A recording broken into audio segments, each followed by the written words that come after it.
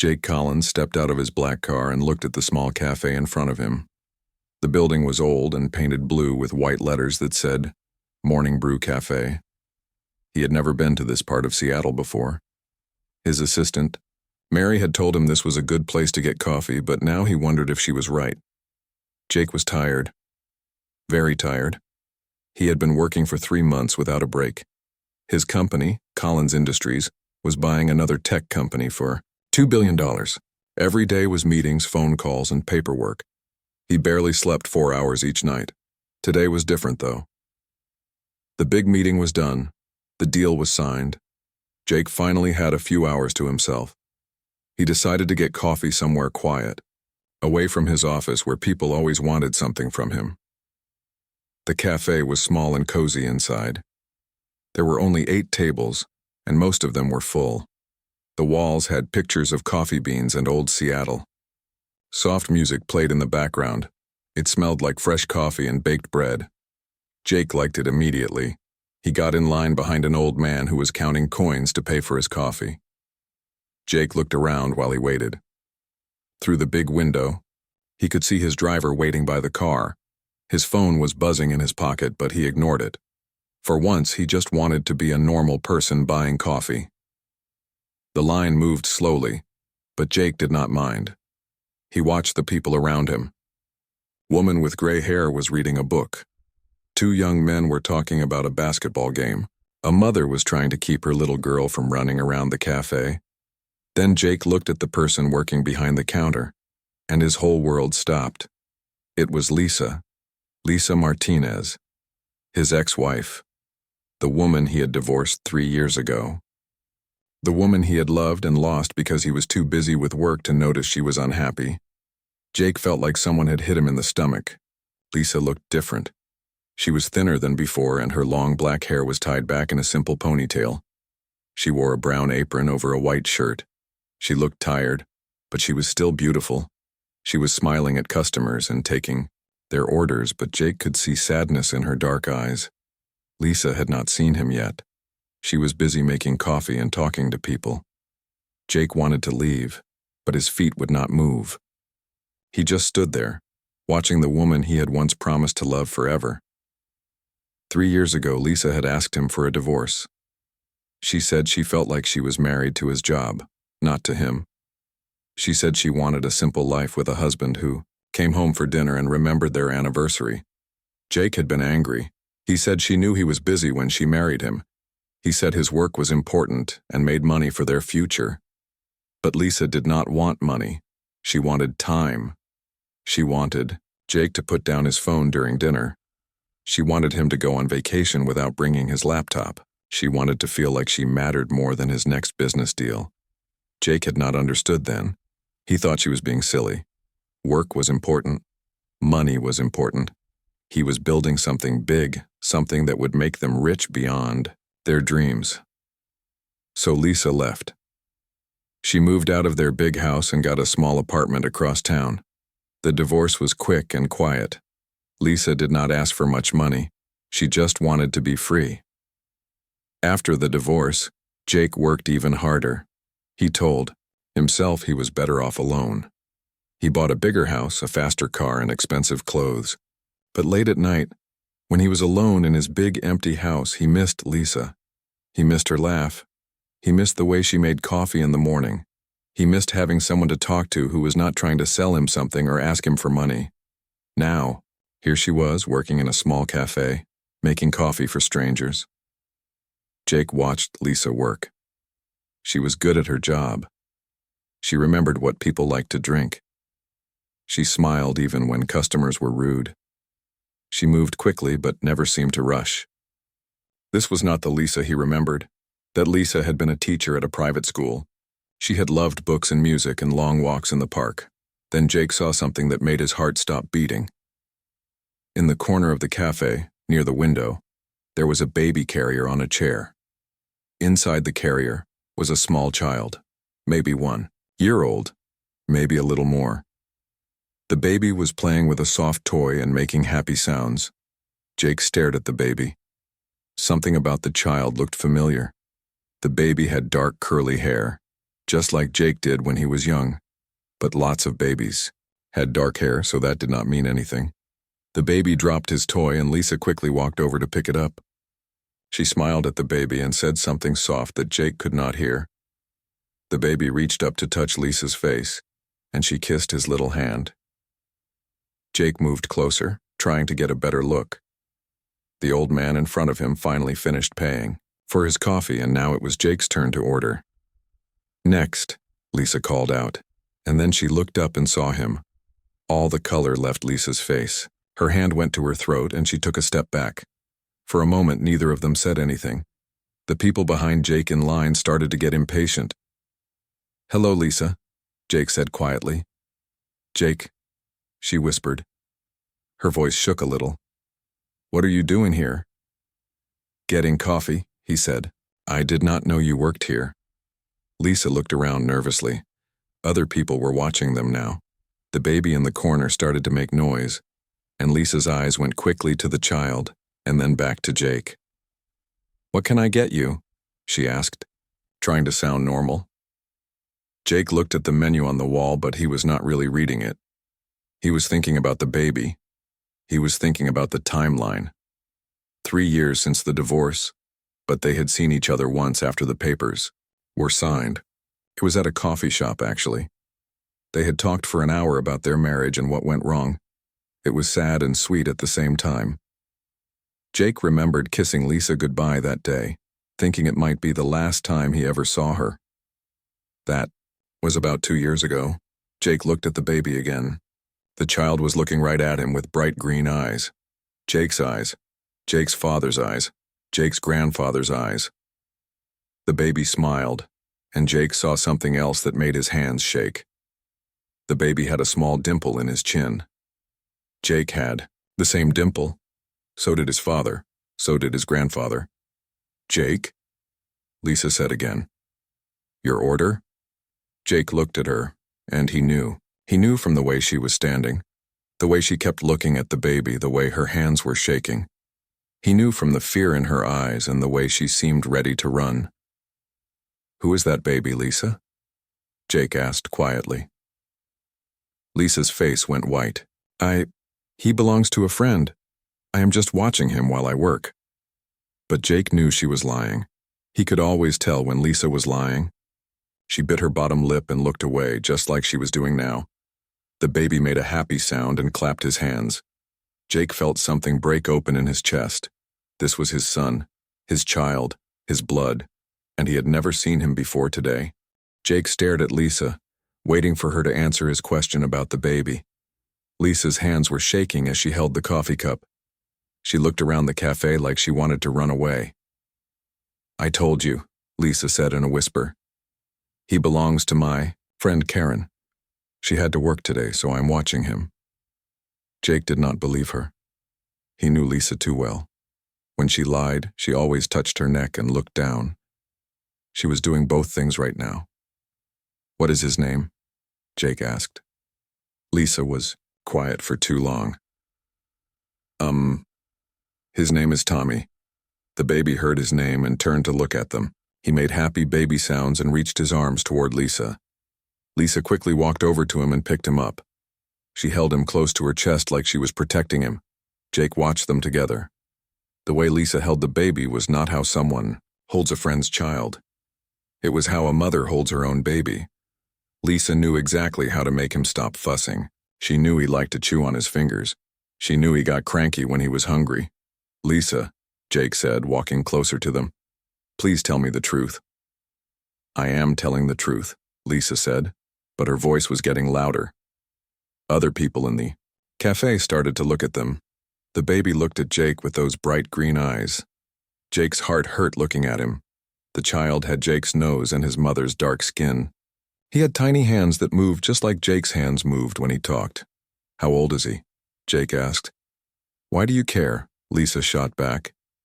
"You never cared about children before. You said kids would slow down your career." Jake remembered saying those words during one of their fights. Lisa had wanted to start a family, but Jake said they should wait until his company was bigger. He always said they should wait. "That was different," Jake said. This is what?" Lisa asked. This is not your problem, Jake. This is my life now. You do not get to walk in here and ask me questions. The baby started to cry. Lisa bounced him gently and made soft sounds to calm him down. She was so good with him. So natural. An older woman with gray hair came over to them. She wore an apron like Lisa's, but hers said manager on it. Is everything okay here? The woman asked. She looked at Jake like he might be trouble. Everything is fine, Betty, Lisa said quickly. This is my ex-husband. Betty's eyebrows went up. She looked Jake up and down, taking in his expensive suit and gold watch. Well, Betty said. Lisa, why don't you take your break early today? I can watch Tommy for you. Betty reached for the baby, and Tommy went to her easily. He knew her well. Betty started talking to him in a sweet voice, and Tommy laughed. Jake noticed how Betty called the baby Tommy without asking his name. She knew him. This was not the first time she had watched him. Come on, Lisa said to Jake. We can talk outside. They walked out of the cafe together. Jake's driver looked up from his phone, but Jake waved at him to stay in the car. Lisa and Jake stood on the sidewalk. It was a cold day in Seattle, and Lisa wrapped her thin jacket around herself. You should not have come here, Lisa said. This is where I work. These people depend on me. I did not know you worked here, Jake said. I just wanted coffee. Right, Lisa said. You just happened to come to a cafe in the poorest part of town. You who only drinks coffee that costs $15 a cup. Jake looked around. She was right.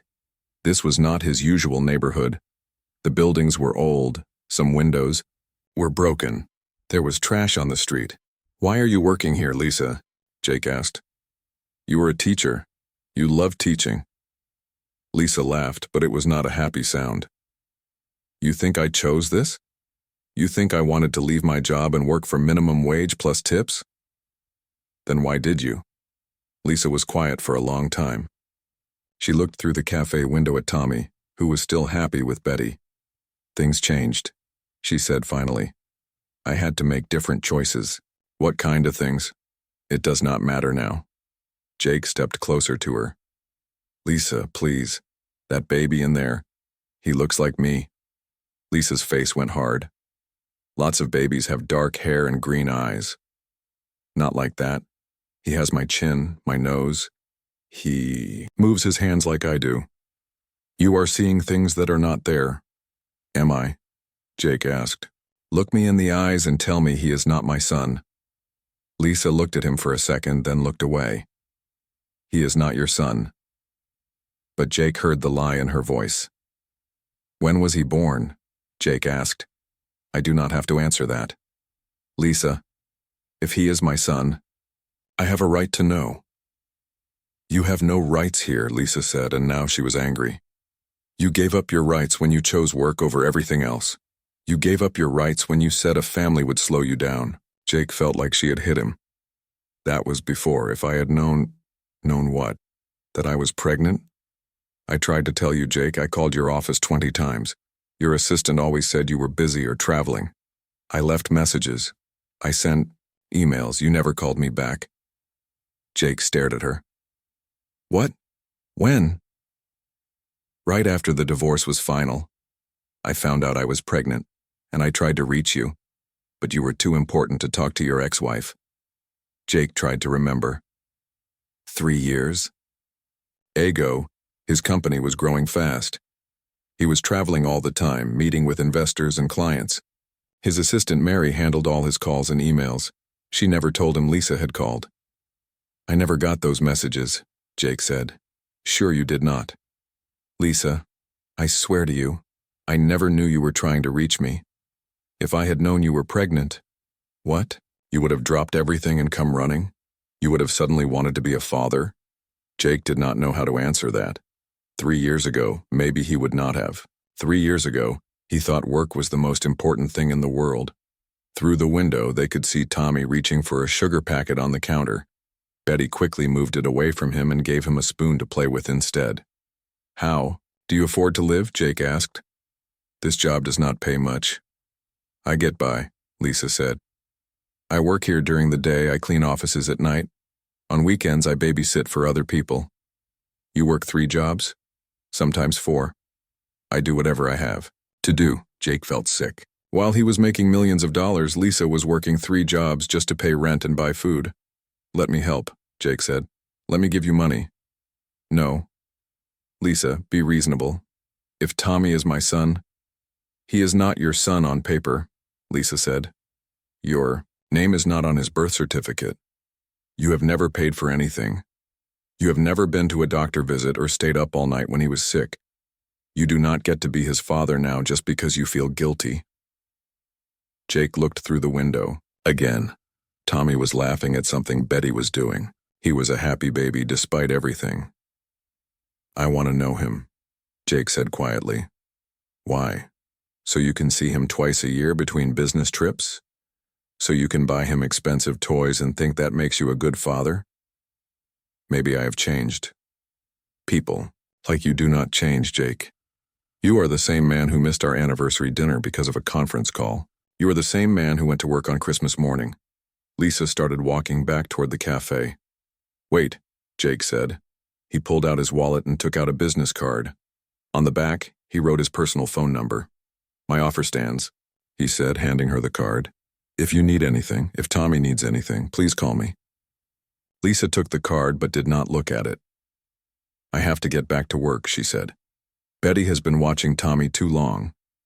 She went back inside, leaving Jake standing on the sidewalk alone. Jake got in his car, but he did not tell his driver to leave. He sat there watching through the cafe window as Lisa took Tommy from Betty and held him close. The baby put his head on Lisa's shoulder, and she kissed the top of his head.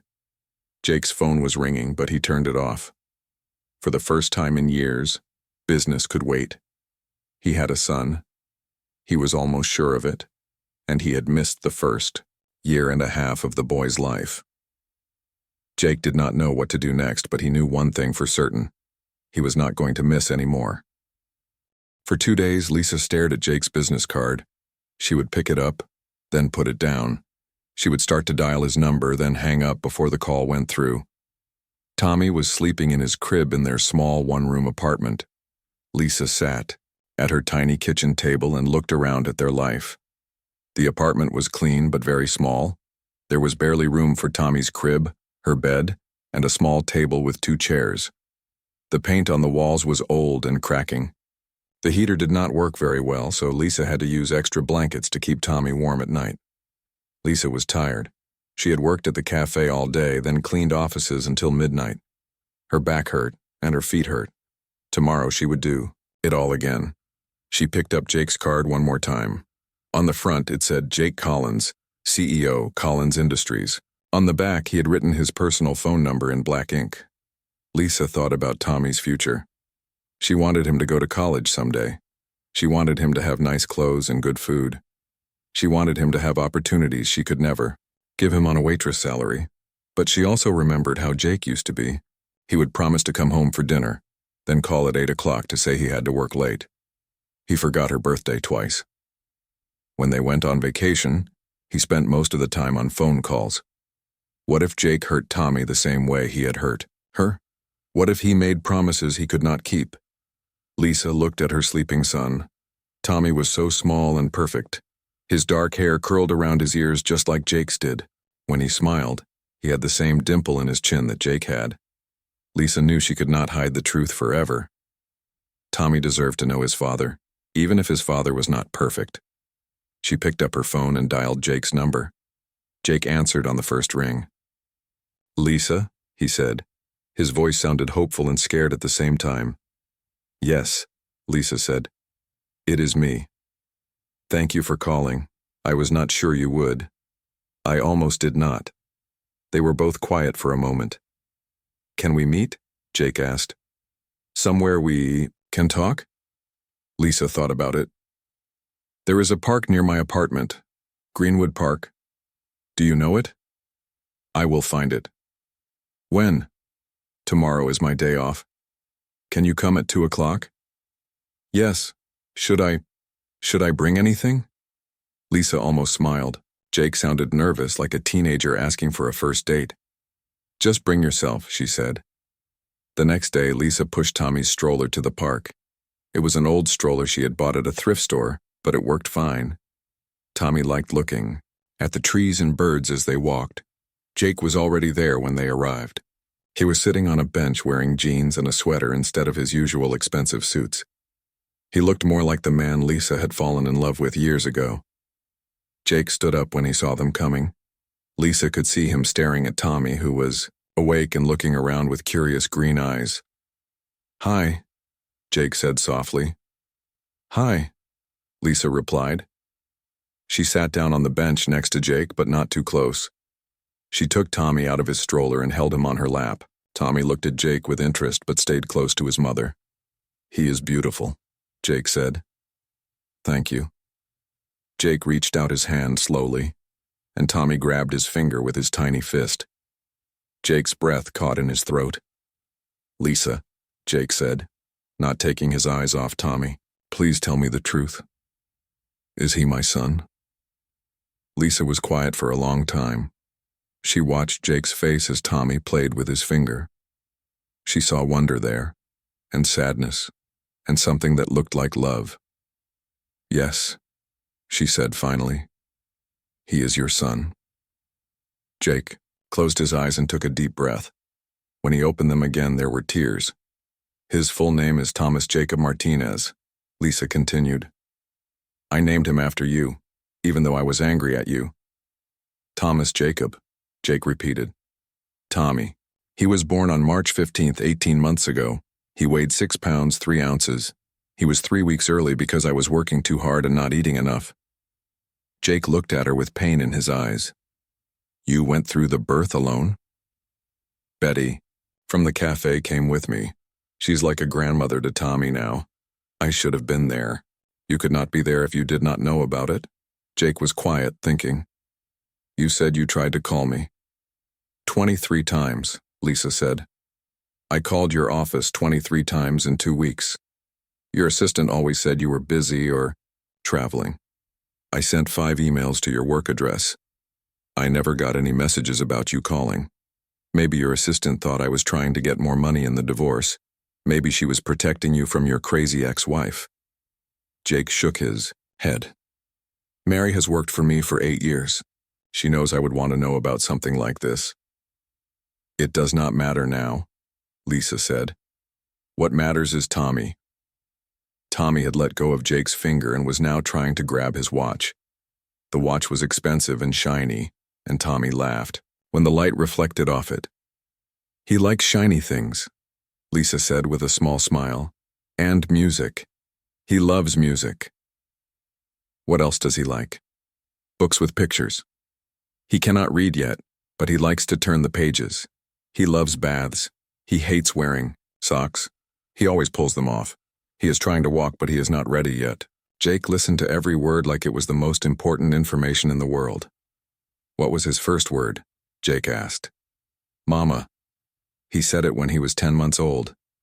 Last week he started saying more when he wants more food." "I miss so much," Jake said quietly. "You missed his first Christmas. I could not afford a tree, so I drew one on paper and taped it to the wall. I bought him one present, a stuffed bear from the dollar store." Jake felt like someone was squeezing his heart. "You missed when he got really sick with a fever when he was 1 year old. I was so scared. I stayed up all night putting cool cloths on his head. I wanted to take him to the hospital, but I could not afford it." "Lisa, why did not you ask for help? There are programs." "I tried. The waiting lists are long, and I was proud, I guess. I thought I could do it alone." Tommy started to get fussy. Lisa stood up and bounced him gently. "He is getting hungry," she said. "I need to take him home soon." Can I see him again?" Jake asked. Lisa looked at him for a long time. "Jake, I need to know something. Are you asking because you feel guilty? Or because you really want to be his father?" "I want to be his father," Jake said without hesitation. "I know I messed up with you. I know I was not a good husband. But I want to try to be a good father." Being a father is not about buying expensive toys or taking him to fancy places. It is about being there when he has bad dreams, It is about changing dirty diapers and staying home when he is sick. I know. It is about putting him first, even when work is calling. Jake nodded. I understand. Lisa put Tommy back in his stroller. I work tomorrow, but Thursday is my other day off. You can come see him then, but Jake? Yes? If you are going to be in his life, you have to really be in his life. You cannot come and go when it is convenient for you. Tommy needs consistency. He needs to know he can count on you. He can count on me, Jake said. I promise. Lisa started to push the stroller away, then stopped and turned back. Jake, there is something else you should know. What? Tommy is smart, really smart. He figures out puzzles that are meant for older kids. He watches everything and remembers it. He's going to need good schools and opportunities to learn. Jake nodded. He will have them. And Jake? He looks just like you, but he has my stubborn streak. When he decides he wants something, he does not give up.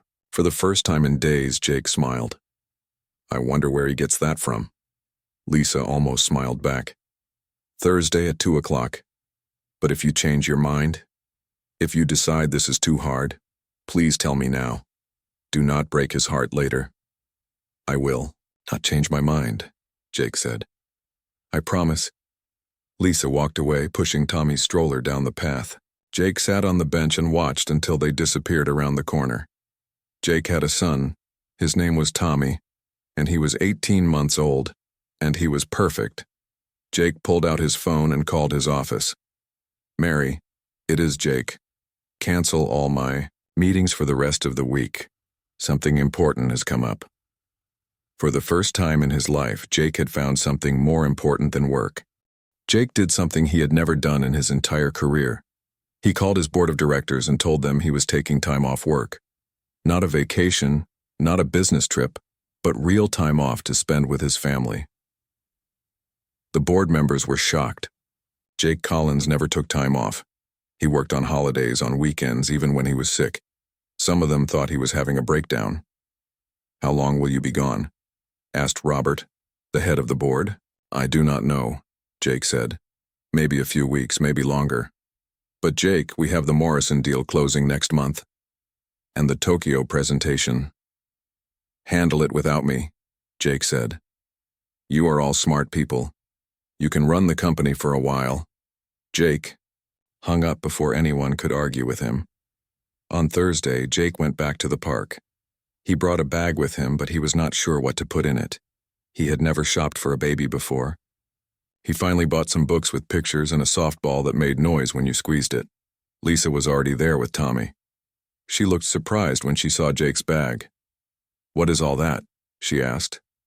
Just some things for Tommy, Jake said. I hope that is okay. Lisa nodded, but Jake could see she was still careful around him. She did not trust him yet, and Jake understood why. Tommy was sitting on a blanket playing with plastic blocks. When he saw Jake, he smiled and reached up his arms. Jake's heart melted. Can I hold him? Jake asked. Of course. He is your son. Jake carefully picked up Tommy. The little boy felt so light and fragile in his arms. Tommy grabbed Jake's nose and laughed. He likes you, Lisa said, and she sounded surprised. They spent 2 hours at the park. Jake learned that Tommy loved to play peekaboo. He learned that Tommy could clap his hands and wave bye-bye. He learned that Tommy got cranky when he was tired and happy when he ate crackers. Jake also learned how hard Lisa's life was. Her phone rang 4 times during their visit.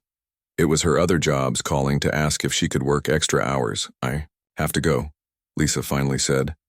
I have to clean offices tonight. What time do you start? Jake asked. 7 o'clock. But first I have to take Tommy to Mrs. Garcia's apartment. She watches him when I work at night. Jake looked at his watch. It was 5:30. How much do you pay Mrs. Garcia? Jake asked. $10 a night. Why? What if I watched Tommy tonight instead? Lisa stared at him. You want to babysit? He is my son. It is not babysitting. Lisa was quiet for a long time. Jake, you have never taken care of a baby before. You do not know what to do. Then teach me. Lisa looked at Tommy, who was trying to eat grass. He goes to bed at 8 o'clock. He needs a bottle before bed. If he cries, sometimes music helps him calm down. His diaper needs to be changed every few hours. I can do that. Are you sure? What if he gets sick? What if something happens? Then I will call you immediately. Lisa was still not sure, but she needed the money from her cleaning job, and Mrs. Garcia had been sick lately. It would be good to give the old woman a night off. Okay, Lisa said finally. But just this once.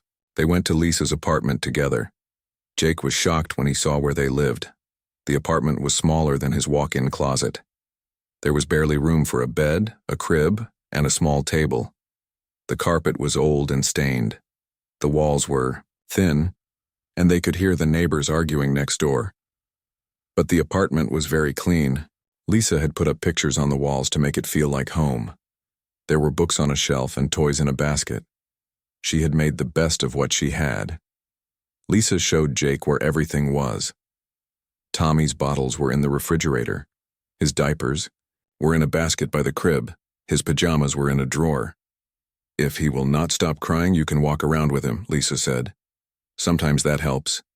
And if you need me, I will call you, Jake promised. Lisa kissed Tommy goodbye and left for work. Jake was alone with his son for the first time. At first, everything went well. Tommy played with his toys while Jake watched. They looked at picture books together. Tommy laughed when Jake made funny voices for the animals. Then 8 o'clock came and it was time for bed. Jake warmed up Tommy's bottle the way Lisa had showed him. Tommy drank it happily. Then Jake changed his diaper, which was harder than it looked, but not impossible. But when Jake put Tommy in his crib, the little boy started to cry. Not just fussing, but really crying. Jake tried to calm him down, but Tommy cried louder. Jake picked him up and walked around the small apartment. Tommy kept crying. Jake tried singing, but he did not know any children's songs. He tried humming, but that did not work either. The neighbors started banging on the wall. Tommy cried harder. Jake was starting to panic when he remembered something Lisa had said. Music helped Tommy calm down. Jake found Lisa's old radio and turned it on. He found a station that played soft music. Slowly, Tommy started to calm down. Jake held him close and swayed back and forth to the music. After 20 minutes, Tommy fell asleep in his arms. Jake carefully put Tommy back in his crib. This time, Tommy stayed asleep. Jake sat in the chair next to the crib and watched his son sleep. Tommy's face was peaceful now. His little chest went up and down with each breath. His tiny fist was curled up next to his cheek. Jake had never felt anything like this before. This was love, but not like the love he had felt for Lisa. This was deeper, stronger. This was the love a father feels for his child. When Lisa came home at midnight, she found Jake still sitting by the crib. "How did it go?" she whispered. "He cried for a while at bedtime, but then he fell asleep," Jake whispered back. Lisa looked surprised. "You got him to sleep? That usually takes me an hour." Music helped. Lisa smiled. It was the first real smile she had given him since he found her at the cafe. After that night, Jake started spending more time with Tommy. He came to the park every day. He learned to change diapers without making a mess. He learned that Tommy liked mashed bananas but hated green beans. One day, Lisa called Jake in a panic. "Tommy has a fever," she said. "I need to take him to the doctor, but I do not have money for the visit." "I will meet you at the hospital," Jake said immediately. "Jake, I cannot afford. Do not worry about money. Just take care of Tommy." Jake met them at the children's hospital. He paid for Tommy to see the best pediatric doctor. It turned out Tommy just had a cold, but Jake was glad they had checked. That night, Lisa was quiet as they left the hospital. "Thank you," she said finally. "You do not have to thank me. He is my son too. I know, but I have been doing this alone for so long. It is strange to have help." Jake wanted to say that she would never have to do it alone again, but he knew Lisa was not ready to hear that yet. Instead, he started helping in small ways. He bought groceries when Lisa was running low on food. He fixed the heater in her apartment when it stopped working. He paid for Tommy to have better daycare so Lisa did not have to rely on Mrs. Garcia so much. Lisa was suspicious at first. She thought Jake was trying to buy his way into their lives. But as weeks went by, she saw that Jake was not just giving money. He was giving time. He showed up when he said he would. He stayed when Tommy was fussy. He learned Tommy's favorite songs and games. He even learned to make Tommy laugh by making silly faces. One evening, Jake was feeding Tommy dinner while Lisa cooked. Tommy was in his high chair, eating pieces of soft fruit with his fingers. "Dada," Tommy said suddenly. Jake nearly dropped the spoon. Lisa turned around from the stove. "Did he just—" Jake started to say. "Dada," Tommy said again, reaching for Jake. Jake looked at Lisa with tears in his eyes. "He called me Dada." Lisa felt her own eyes getting wet. Despite everything, despite her fears and doubts, she could see that Jake loved Tommy, and Tommy loved him back. "Yes," she said softly. He did. That night, after Tommy was asleep, Lisa and Jake sat at her small kitchen table. "Jake," Lisa said, "I can see that you really care about him. I do. More than I have ever cared about anything. But I need to know this is not just a phase for you. I need to know you are not going to get bored and go back to your old life." Jake reached across the table and took her hand. "Lisa, my old life feels like it belonged to someone else. I cannot imagine going back to working 16 hours a day and missing everything important." Lisa looked at their joined hands. "What are you saying?" "I am saying that you and Tommy are the most important things in my world now. I want to be a real father to him. I want to be a family." Lisa pulled her hand away. "Jake, do not say things you do not mean." "I mean every word." Lisa looked at him for a long time. She saw something in his eyes that had not been there during their marriage. She saw peace. She saw certainty. She saw a man who had finally figured out what mattered most. "We will see," she said quietly. "We will see." 6 months passed and Jake's life changed completely. He still owned his company, but he was no longer the CEO. He had promoted his best worker, a smart woman named Susan, to run the company day to day. Jake became the chairman, which meant he only worked a few hours each week. His business friends thought he was crazy. They said he was throwing away everything he had built. But Jake did not care what they thought. He had found something better than money and power. He had found love and family. Every morning, Jake woke up early and went to Lisa's apartment. He helped give Tommy breakfast and played with him while Lisa got ready for work. Lisa had quit her night job cleaning offices. Jake made sure she had enough money so she only had to work at the cafe during the day. Tommy was walking now. He took his first steps while reaching for Jake, and Jake cried happy tears when it happened. Tommy could say several words now: mama, dada, more, book, and ball. He was a smart, happy little boy who loved both his parents. Lisa was starting to trust Jake more. She could see that he really had changed.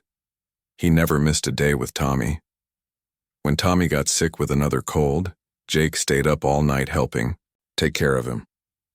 When Tommy learned to climb out of his crib, Jake helped move him to a big boy bed. But Lisa was still careful about her own feelings. She could see that Jake wanted more than just to be Tommy's father. She could see it in the way he looked at her when she laughed. She could see it in the way he always asked if she needed anything.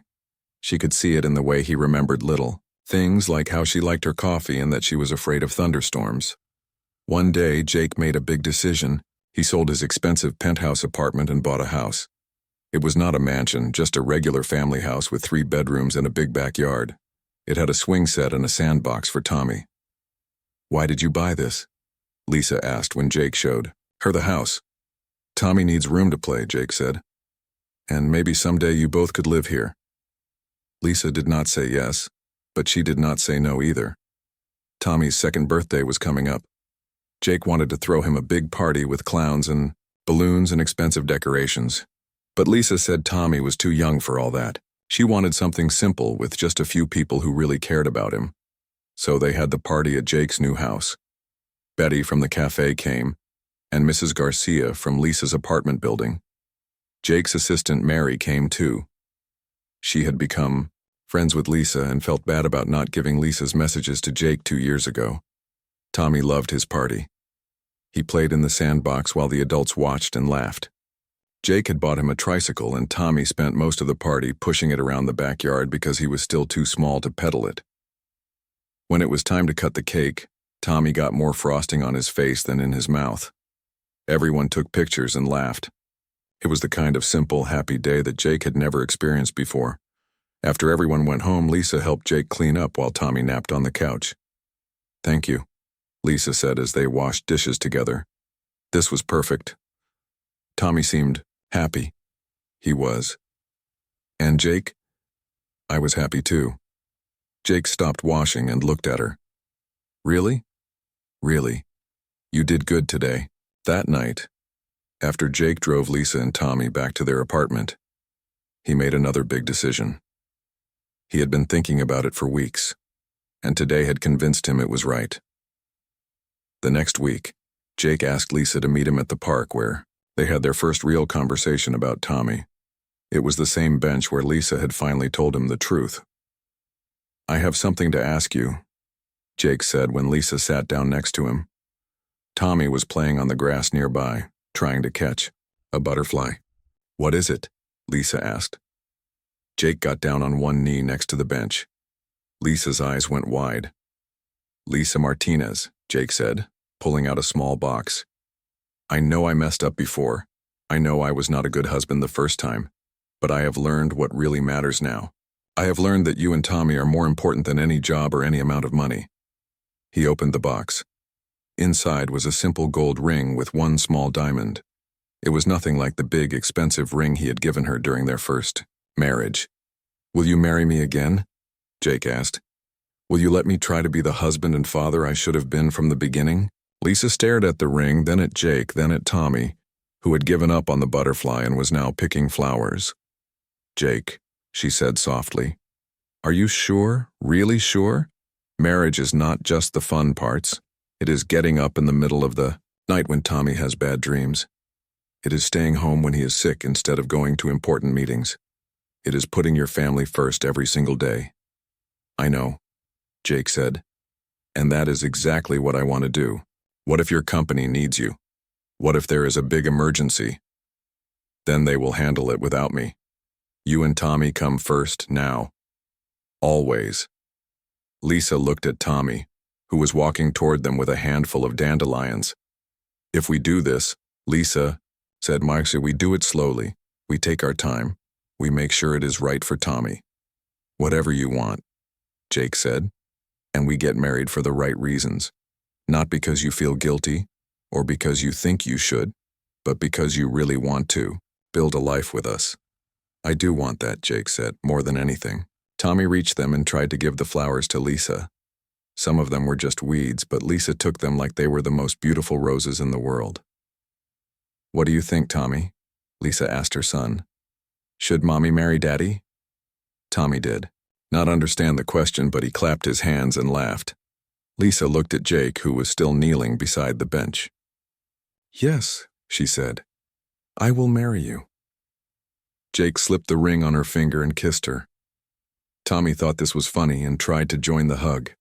They got married 6 months later in Jake's backyard. It was a small wedding with just their closest friends and family. Tommy was their ring bearer, though he was more interested in eating the flowers than carrying the rings. Lisa wore a simple white dress, and Jake wore a suit without a tie. They wrote their own vows, promising to put family first and to never let work come between them again.